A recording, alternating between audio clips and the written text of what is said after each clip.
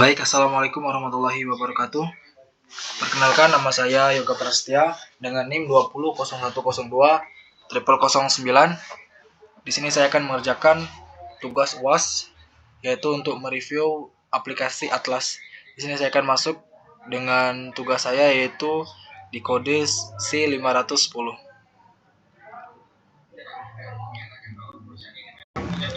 Kita sudah masuk ke halamannya, yaitu tentang review laporan auditor independen. Tujuannya adalah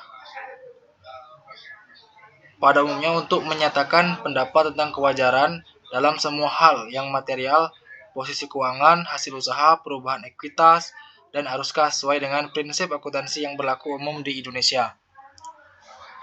Kita lanjut, di sini saya akan menjelaskan tata cara untuk mengisi tabel yang ada di laporan auditor independen.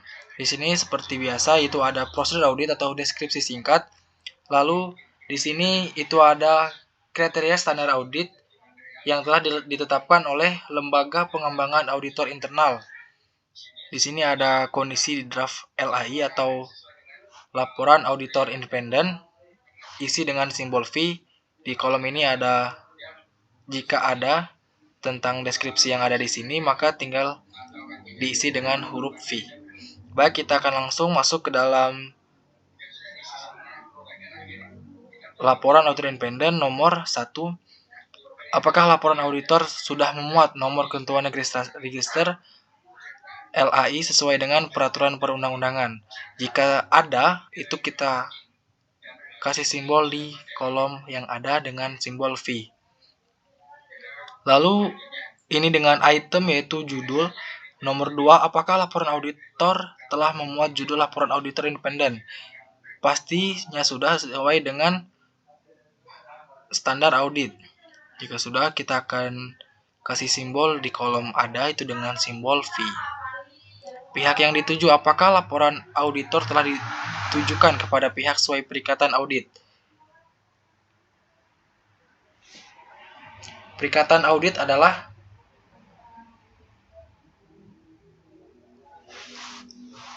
antara perjanjian auditor dengan kliennya, apakah dengan syarat-syarat tertentu. Jika sudah, kita masuk untuk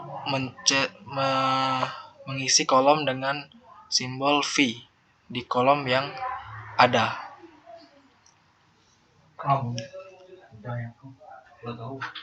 Lalu kita selanjutnya, yaitu di sini ada item tanggung jawab manajemen atas laporan keuangan.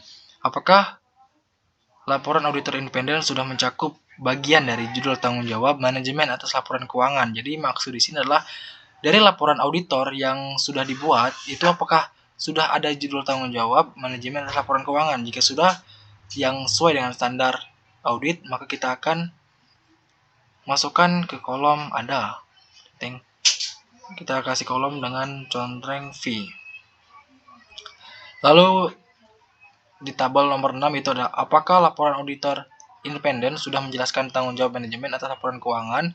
Jika sudah juga, kita masuk untuk mengisi simbol dengan huruf V. Lalu di sini ada item tentang tanggung jawab auditor atau tanggung jawab seorang auditor dalam mengaudit. Apakah LAI sudah mencakup bagian dengan judul tanggung jawab auditor sesuai dengan standar akuntansi? Sudah, kita masuk ke simbol V. Apakah LAI laporan auditor independen menyatakan tanggung jawab auditor adalah untuk menyatakan suatu pendapat atas laporan keuangan berdasarkan audit? Tentunya sudah jelas, karena ketika seorang auditor ingin mengaudit itu sudah ada laporan keuangan berdasarkan audit atau standar audit. Kita masuk untuk klik dengan simbol V. Ini apakah LAI menyatakan bahwa audit dilaksanakan berdasarkan standar audit yang telah ditetapkan oleh Lembaga Pengembangan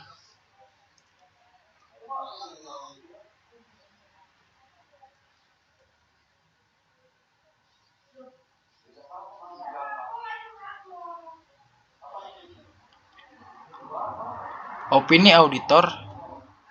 Apakah LAI telah memuat suatu bagian yang berjudul opini? Opini di sini adalah opini dari auditor. Jika sudah ada, kita masuk ke dalam fee, dan jika tidak ada, kita klik kolom tidak ada dalam kolom tidak ada dengan simbol fee.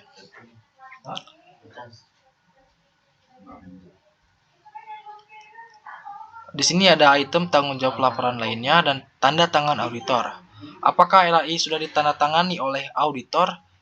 Pastinya sudah ketika akan dilaporkan, maka kita akan kasih simbol V ke kolom ada. Lalu tanggal laporan audit, apakah tanggal LAI diberi tanggal tidak lebih awal daripada tanggal ketika auditor memperoleh bukti audit yang cukup dan tepat yang mendasari opini? Tidak ada, maka kita akan klik kolom tidak ada dan klik dengan simbol V. Lalu alamat auditor, alamat yang mengaudit, yaitu apabila audit telah menyebutkan lokasi dalam yurisdiksi yang di tempat itu auditor praktik. Jadi apakah auditor atau seorang auditor telah memberikan ataupun telah menyebutkan lokasi ke dalam di tempat auditor berpraktik tersebut? Pastinya sudah, karena tidak mungkin jika seorang auditor itu tidak memberikan alamatnya. Maka kita akan klik di kolom ada dengan simbol V. Lalu modifikasi laporan audit yang standar dengan audit, apakah audit telah modifikasi opini jika berkesimpulan bahwa atas dasar bukti audit yang diperoleh bahwa laporan keuangan secara keseluruhan tidak bebas dari salah saji material. Jika tidak ada, karena jika laporan tersebut sudah sesuai dengan standar audit, maka tidak perlu dimodifikasi opininya. Lalu opini wajar dengan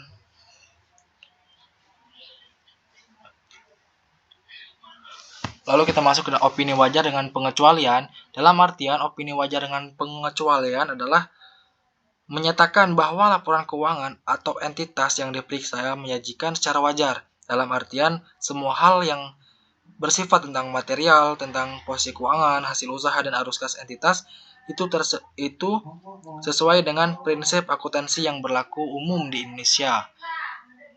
Itu adalah opini ataupun pendapat yang wajar dari auditor dengan pengecualian. Kita klik di kolom ada dengan simbol V. Lalu di sini ada item tentang opini tidak wajar. Opini tidak wajar dalam artian menyatakan bahwa laporan keuangan entitas yang diperiksa itu tidak menyajikan secara wajar. Jadi posisi keuangan, hasil usaha, dan arus kas itu tidak sesuai dengan standar akuntansi yang berlaku umum di Indonesia. Kita klik di kolom yang tidak ada dengan simbol V. Lalu di sini ada opini tidak memberikan pendapatnya.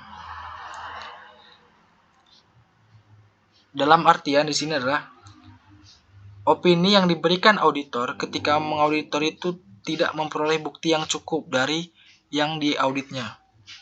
Jadi, opini audit dan auditor tidak menyimpulkan bahwa pengaruh kesalahan penyajian material yang tidak terdeteksi yang mungkin timbul terhadap laporan keuangan jika ada dan dapat bersifat material. Itu adalah poin dari opini tidak memberikan pendapat. Kita contreng ke kolom tidak ada dengan simbol V. Kita masuk ke bawah, yaitu penekanan suatu hal dan lain-lain.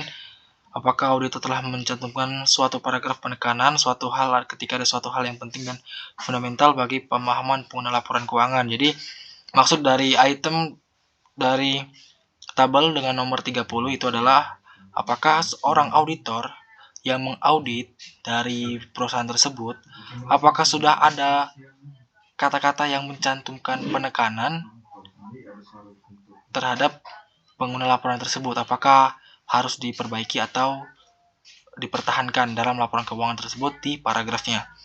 Jika ada, itu kita masuk ke dalam kolom ada dengan memberikan simbol V. Lalu apakah auditor meletakkan paragraf tersebut setelah paragraf opini dengan standar audit? Jika ya, kita masuk masukkan ke dalam kolom ada dengan simbol V. Lalu dengan nomor 33, apakah auditor mencantumkan dalam paragraf tersebut suatu pengacuan yang jelas tentang hal yang ditekankan dan rujukan pada catatan atas laporan keuangan yang relevan tempat hal tersebut diungkapkan dalam laporan keuangan. Dalam hal inilah seorang auditor apakah mencantumkan dalam paragraf tertentu tentang pengacuan yang jelas yang ditekankan dalam rujukan supaya tempat yang diaudit oleh auditor tersebut bisa memperbaiki apa yang terjadi kesalahan tersebut. Lalu itu ada di nomor 34, apakah auditor tidak memodifikasi opini audit sehubungan dengan hal yang ditekankan tersebut. Jika ada dalam paragraf yang ditekankan dalam opini audit tersebut, maka auditor akan memodifikasi dengan standar audit yang berlaku. Jadi di sini kita akan masuk ke dalam kolom tidak ada.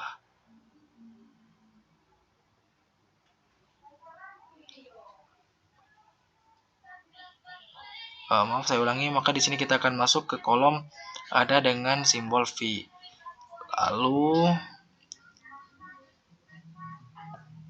nomor 35, apakah auditor telah mengomunikasikan ekspektasi beserta susunan kata-kata terkait dalam laporan audit dengan pihak yang bertanggung jawab atas tata kelola jika auditor telah mencantumkan suatu paragraf berkenaan suatu hal atau suatu paragraf hal lain di dalam laporannya.